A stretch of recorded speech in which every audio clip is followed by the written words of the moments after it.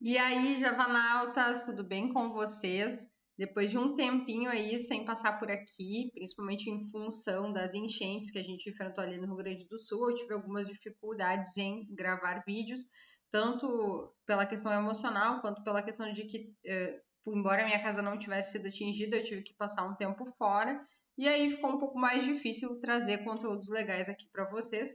Mas hoje, voltando aí aos poucos a produzir os conteúdos para vocês, eu decidi passar por aqui para falar um pouquinho sobre banco de dados. Pois é um assunto que, olhando assim pelo lado do desenvolvedor back-end, parece que não faz tanto sentido falar sobre banco de dados puro, né? Falar sobre scripts de banco de dados. Mas engana-se quem pensa que o dev back-end não usa nada de banco de dados, muito pelo contrário. Embora nos meus vídeos eu trate muito pouco sobre isso, geralmente a gente faz ali a repository, coloca os métodos que o JPA nos traz ali como métodos já pré-determinados. O banco de dados ele é essencial na vida no dia a dia do dev back-end, porque a gente usa muito mesmo. Inclusive, a questão de scripts de banco de dados, ela é muito utilizada pelo dev back-end. Eu, no meu dia a dia, no meu trabalho, eu uso muito mesmo. Fiz várias coisas já, inclusive só com scripts, sem falar em código, sem falar em Java. Então, eu vou mostrar um pouquinho para vocês o que é básico de scripts, né? Quando a gente fala em bancos de dados. Eu vou começar com bancos de dados SQL, que são os mais utilizados até então, mas eu quero também trazer um videozinho aqui para vocês de bancos de dados Mongo, os NoSQLs, né? Que também tem começado a se difundir mais pelas empresas e é importante a gente saber. Para começar, eu quero falar para vocês, eu vou usar o Postgres. Quem quiser usar o Postgres também, vem aqui no Google e baixa o Postgres, é esse site aqui, Postgres SQL. Você faz o download aqui do Postgres no seu computador, para quem ainda não tem. E aí é só uma das formas de usar o Postgres é usando o pgadmin, tá? Ele é uma ferramenta, né, para você usar scripts, para fazer scripts direto no banco de dados. Mas eu não vou usar o pgadmin, tá? Eu vou deixar aqui como uma opção para quem quiser. Tem que baixar o Postgres igual no seu computador para você conseguir fazer tudo que precisa. Eu gosto de usar outros tipos, outros softwares, né? Outras ferramentas de gerenciamento de banco de dados. Entre elas, aqui existe o TheBeaver, o DataGrip e o DataGrip que é da JetBrains, que é a mesma que fez o IntelliJ, né? A JetBrains é quem desenvolveu o IntelliJ e ele também desenvolveu o DataGrip. E para mim o DataGrip é um dos melhores, tá? Então eu vou usar o DataGrip aqui, mas você pode usar o pgadmin, você baixa ele como eu mostrei aqui no site da Postgres oficial, você consegue fazer o download do pgadmin. E aí, para fazer, para entrar, né, no seu banco de dados, geralmente o primeiro banco, ele é o nome dele do user é Postgres, esse aqui é padrão, né? O user Postgres. E a senha geralmente também é Postgres ou não existe senha, tá? Aí você vai seguindo passo a passo, é bem simples assim, ele é bem intuitivo.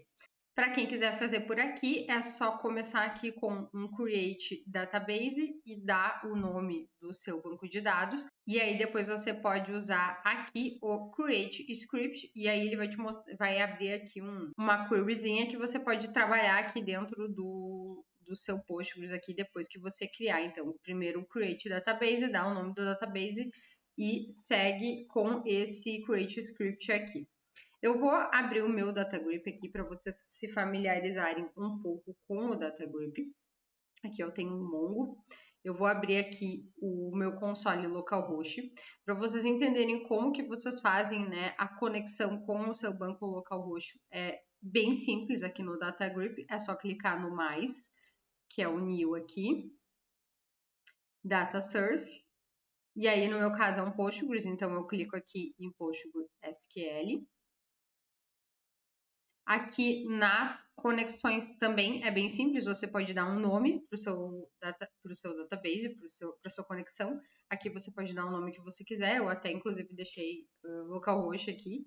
O host é localhost nesse caso, se for um banco de dados que está já em algum servidor, aí você vai ter o host de acordo, mas nesse caso aqui eu estou usando o banco local, então é localhost. A porta é sempre padrão para Postgres, é 5432, dependendo do banco que você usa, a porta vai mudando. Mas para Postgres é padrão 5432. E no Authentication aqui, então, no meu caso é o Postgres, que é o usuário padrão, e a senha é Postgres também, que também é uma senha padrão. Aqui em Database você deixa vazio. Por quê? Porque a gente vai ainda criar esse database. Esse database ainda não está criado, a gente só está logando no nosso usuário local aqui. E então ele mesmo monta essa URL, aí você pode testar a conexão aqui, ó, para ver se está tudo ok, se você colocou a senha correta. Como eu não coloquei a senha aqui, ele vai dar um erro de conexão e aplicar. Como eu já loguei nele aqui, eu não quero colocar duas vezes, tá aqui o meu banco localhost. Como é que eu abro essa abinha aqui? É só clicar aqui com o botão direito e New Query Console. Ele abre um consolezinho assim. Eu já montei alguns scripts aqui para tornar o vídeo um pouco mais rápido, para não ficar tão engessado o vídeo. Então, eu vou executando e vou explicando para vocês os scripts que eu já criei. O primeiro script aqui é um Create Database, que é exatamente aquilo que a gente podia fazer aqui no PGAdmin, clicando em Create Database. Então, basicamente, eu chamei meu database de usuário. Ó, Create Database usuário. Vamos executar.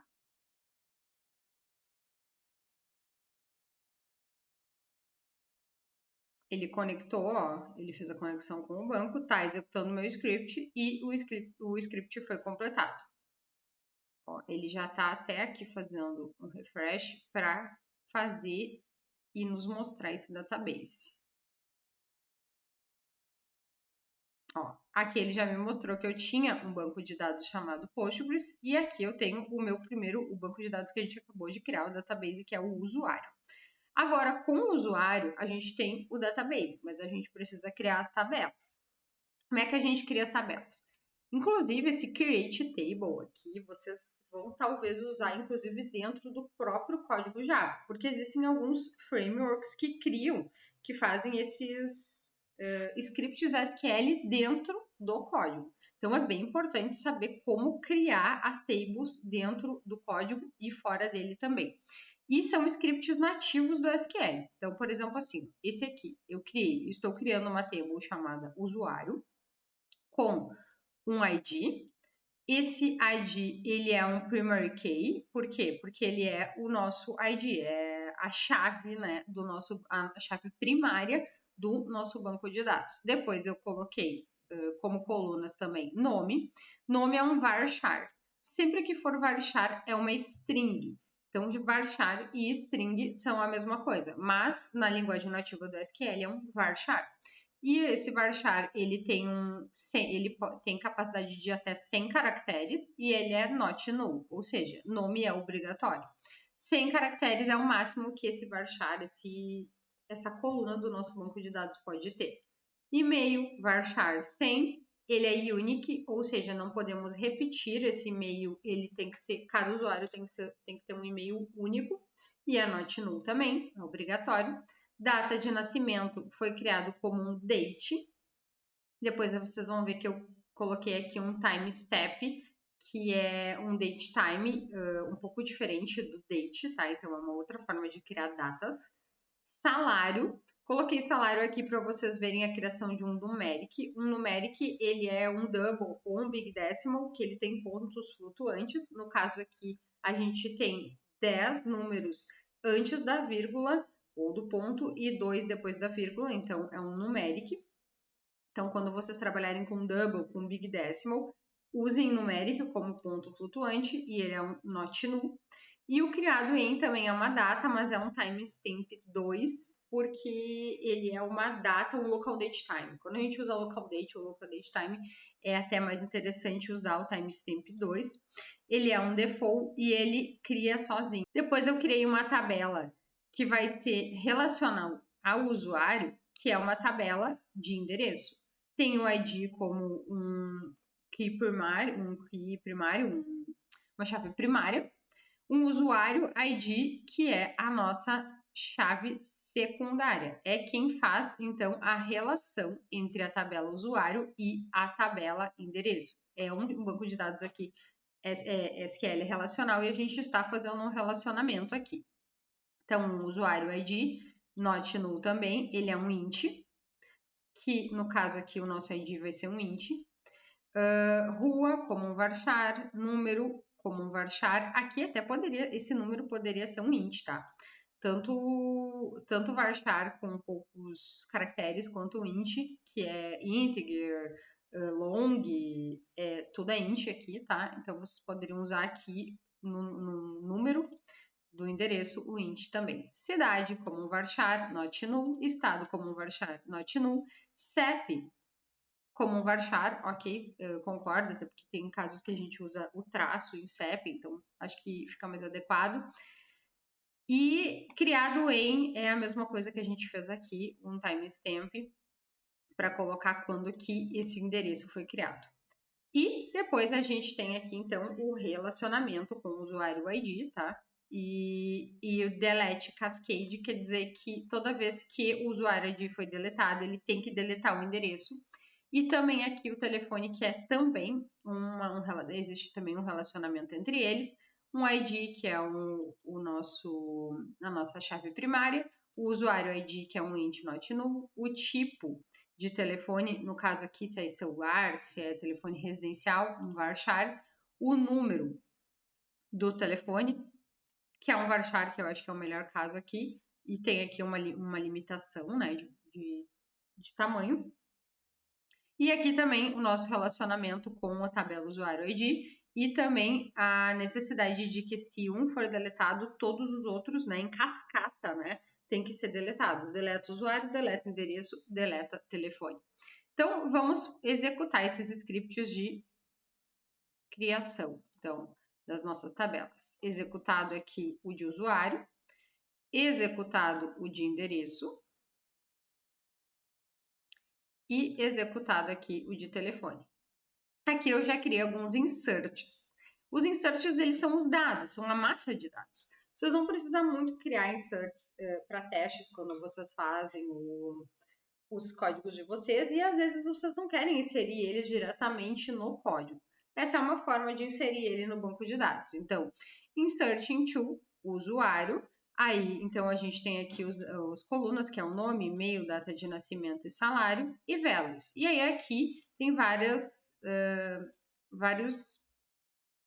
uma massa mesmo, né? São vários usuários aqui. O João Silva, o e-mail dele, a data de nascimento e o salário com ponto flutuante.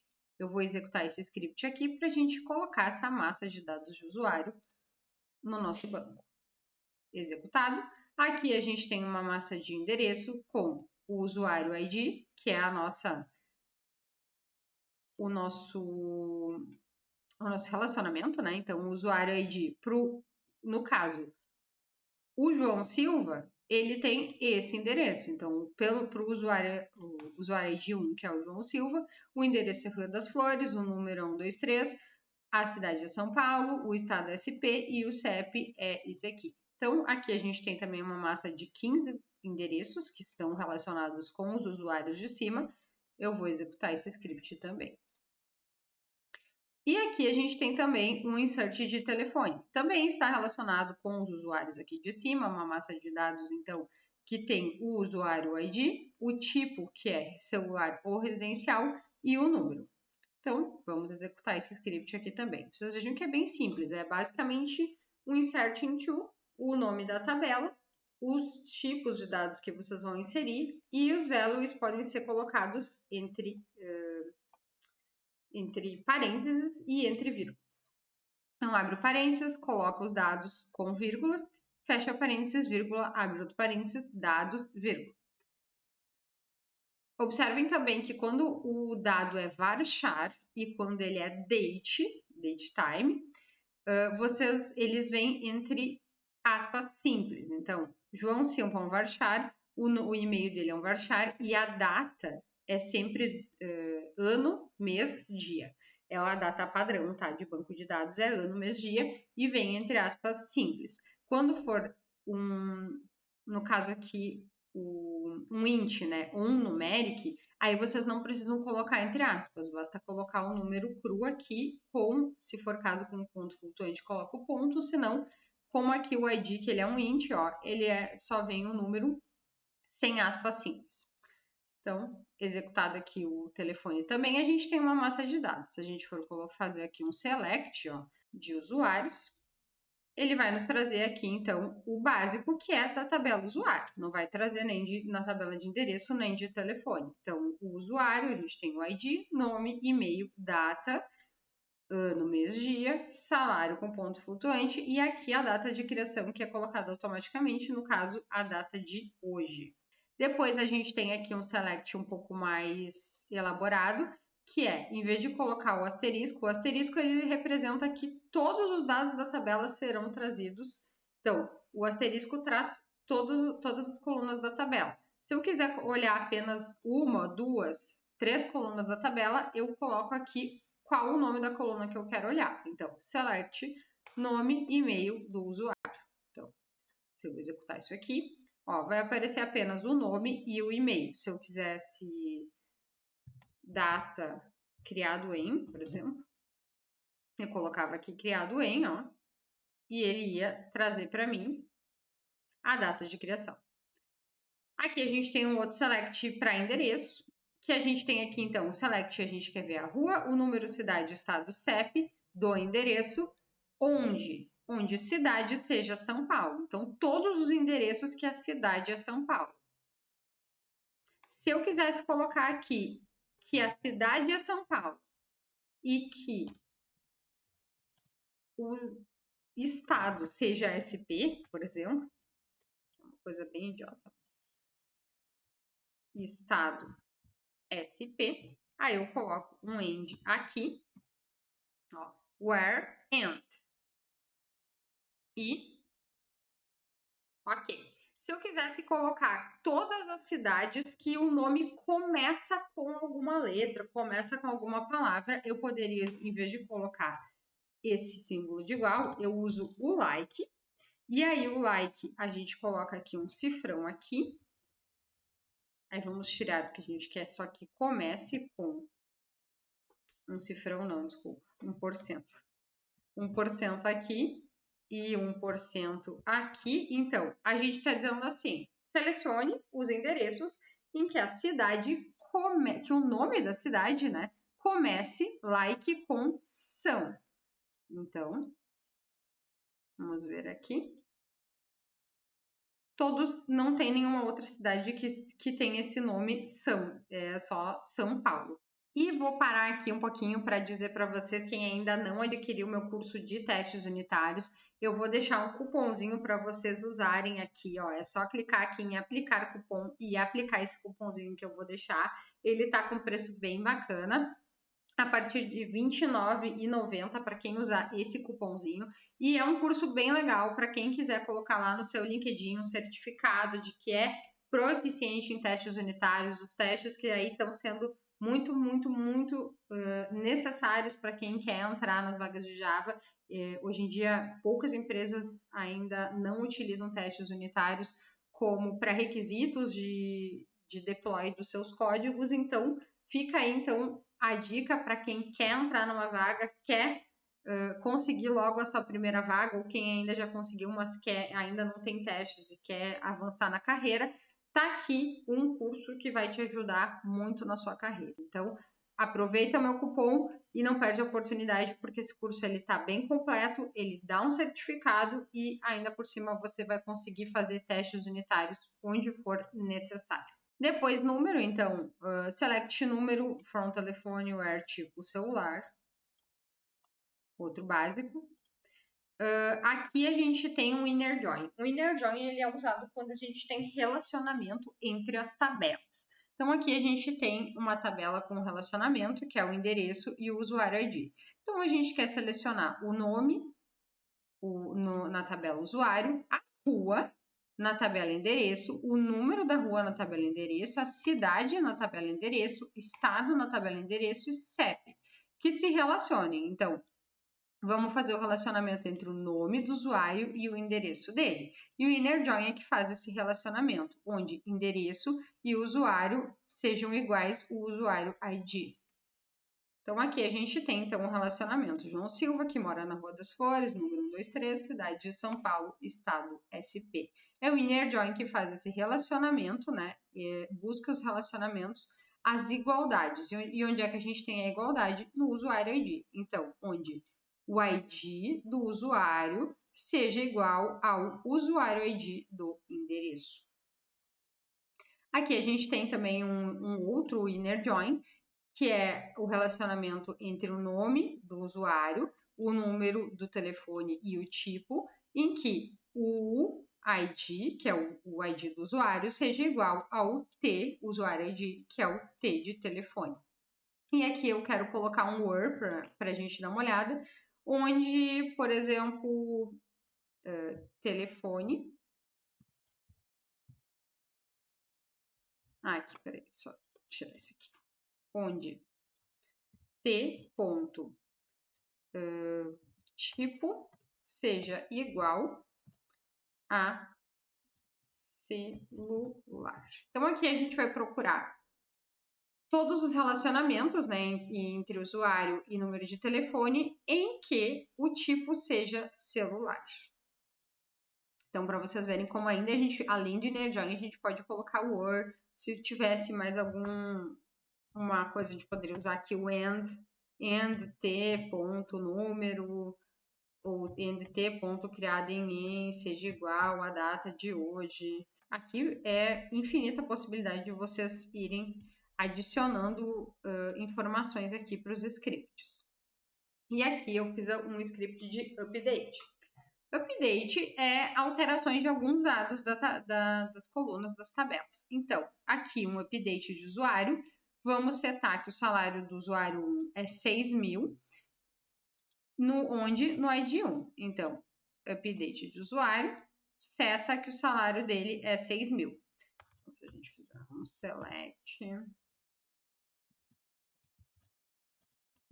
from usuário for ID 1.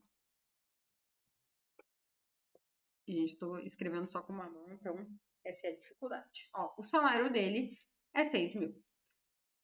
Aqui a gente pode também alterar o endereço dele. A gente quer, por exemplo, fazer um update no usuário, setando uma nova rua, um novo número, uma nova cidade, estado, CEP, no qual? No usuário ID 1. A gente poderia também, vamos fazer aqui então, select from endereço, where, ó, se a gente fizer aqui pelo endereço, ó, vocês vão ver que ele sempre vai ter o ID primário dele, que é 1. Então, poderia sim dizer que a gente quer alterar o endereço do ID 1 do endereço. Mas o ID 1 do endereço, ele está casando com o ID 1 do usuário ID, tá? Então, vai dar no mesmo. Mas poderia não ser o caso, tá? A gente poderia ter aqui, por exemplo, um caso em que o usuário ID seja 5 e o ID dele seja 1, tá? Nem sempre isso aqui vai corresponder, tá? O usuário ID é uma coisa, ID do endereço é outra completamente diferente. Isso aqui é a chave primária da tabela endereço, essa aqui é a chave primária da tabela usuário que se relaciona com a tabela endereço. Vamos ver aqui se deu certo, então, antes era Rua das Flores, agora é para ser Rua Nova. Rua Nova. Então, fizemos update aqui também. Aqui a gente tem um outro tipo de update em que a gente vai setar o salário, vai somar no salário atual mais 500, onde o endereço seja igual a São Paulo. Então, todo mundo, todos os usuários que têm endereço com São Paulo vão ter um acréscimo de R$500 no salário. Aqui a gente tem um último update, que é um update de telefone, em que a gente está setando um novo número em todos os usuários, cuja o usuário ID seja igual o ID do usuário, e o telefone seja do tipo celular, e o telefone tenha esse número. Então, quem usa esse número aqui tem o tipo celular, vai ter um novo número de telefone. A mesma coisa, faça um inner join para fazer um select e buscar, usem, né, como exemplo os inner joins que eu mostrei aqui em cima, para vocês montarem um select, vou deixar aqui como um desafio, para buscar quem tem esse número de telefone aqui, para vocês verem a diferença depois de executado o script de update. Por último, eu vou mostrar para vocês como que funciona essa questão do delete em cascata, que é quando a gente deleta um usuário, por exemplo, ele tem que deletar tudo, tem que deletar o endereço e o telefone. Então, se eu fizer um delete from usuário word id 1, ele tem que deletar tudo. Então, vamos fazer aqui um select from usuário, para a gente ver que não pode mais ter o ID 1. Ó, o nosso usuário começa no ID 2. Se a gente fizer um select de endereço, o nosso endereço começa no ID 2. E se a gente fizer um ID de telefone, o nosso telefone também começa no ID 2. Por quê? Porque a gente tem aquele delete em cascata que vai deletando tudo que tem relacionamento. E aí, deletado o ID 1, você vai ver que vocês não vão mais ter nenhum endereço, nem o telefone. Então, gente, isso é o básico de scripts, tá? Tem muita coisa para falar sobre isso, mas isso aqui é o básico e isso aqui já vai ajudar muito vocês a entenderem como criar os scripts, como criar as tabelas, quais os dados, quais os tipos que a gente geralmente usa para criar as tabelas, varchar, int, numeric, timestamp. Então, tipo, isso aqui já vai ser um básico para vocês criarem todas as tabelas que vocês precisem, não só usando o Spring, mas também indo lá e criando as tabelas no próprio DB, porque em algum momento vocês vão precisar fazer isso. Como criar massa de dados também, que é tri importante, vocês vão usar muito isso aqui. E como fazer os selects para buscar, para entender as tabelas, para entender os relacionamentos. Gente, eu uso demais isso aqui no meu dia a dia e acredito que vocês também em algum momento vão precisar. Então, explorem isso aqui, busquem mais, busquem nas documentações também entender o que vocês não conseguiram entender ou alguma coisa a mais que pode ser feita aqui, mas o básico é isso aqui. E saibam também que vocês podem sim pegar esses scripts nativos e jogar no próprio código com @query lá no repository. Vocês podem fazer, inclusive tem vídeos meus que eu faço esses updates aqui nativos, tá? Então também é possível quando vocês têm um select muito difícil, com muitos dados. Muitas vezes o repository, o JPA, ele não consegue fazer e vocês podem sim pegar scripts e jogar lá para o banco de dados, para o seu código de forma nativa. Então, por isso que é importante entender, saber criar, usar os scripts. Tem como fazer scripts de contagem, tem como fazer scripts de soma. Então, cara, tem uma infinita possibilidade aqui para vocês trabalharem. Peguem esse exemplo que eu dei para vocês e trabalhem com soma de valores, soma de salários, buscar dados buscar usuários que tenham data de nascimento entre algum between, no caso, ó, por exemplo, que tenham data de nascimento igual ou maior que 1990, 7/22. Então, todo mundo que nasceu nessa data ou que tenham nascido, data nascimento menor ou igual a 1991, 10, 12. Então, todos os usuários que nasceram, né, entre essa data, isso aqui também é uma possibilidade que vocês podem ter que usar bastante. Aqui é igual depois. Então, aqui a gente tem um between, tá? Entre datas, ó. Isso aqui a gente geralmente faz nos códigos, mas não faz no script. E é bem importante saber fazer no script também, até para confirmar se o código está fazendo de forma correta. Eu espero que vocês tenham gostado do conteúdo desse vídeo. Ficou um vídeo bem legal. Acho que todo dev backend tem que saber fazer isso. Aproveitem, explorem, entendam melhor as tabelas, que eu tenho certeza que vocês vão usar muito. E se vocês gostaram desse vídeo, não esquecem de curtir, de comentar e de deixar aí, de se inscrever se você ainda não for inscrito. Um beijão e até o próximo.